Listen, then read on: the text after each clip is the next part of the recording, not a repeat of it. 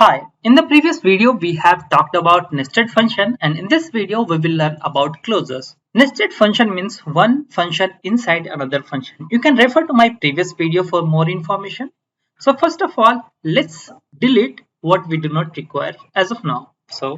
And try to run this code. Here we are getting the value as Ravi. Great. But what if instead of calling this nested function, we return this function object? Something like this one. Return function. Since we are returning something from outside function, so we have to store into one variable. Let's name this as output. And this is a function variable, so we can call it. But first of all, let's see what exactly is this output variable. This is a function object, and here this function is which has the scope of outside also. What does it exactly mean? For example, this is a function object, so you are calling this function object. So if we will run this code, what should be the output? Theoretically, this outside function execution has completed over here. This function inside does not have access to this name variable.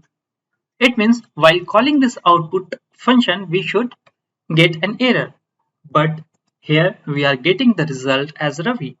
This is the concept of closures, in which you can attach some value to the existing code. There are mainly three conditions for the closures. The first one is you must have one nested condition or nested function concept, and the nested function must refer to a value defined in the enclosing scope, and the enclosing function should always return this nested function. But how you can know that this value is getting accessed? So let's put a debugger point over here and run this code. So here you can say that here we are having the value as function. In the special variable, we have the variable called closures. Inside this, we have the zeroth location, and the cell elements value gives us the value which is getting remembered.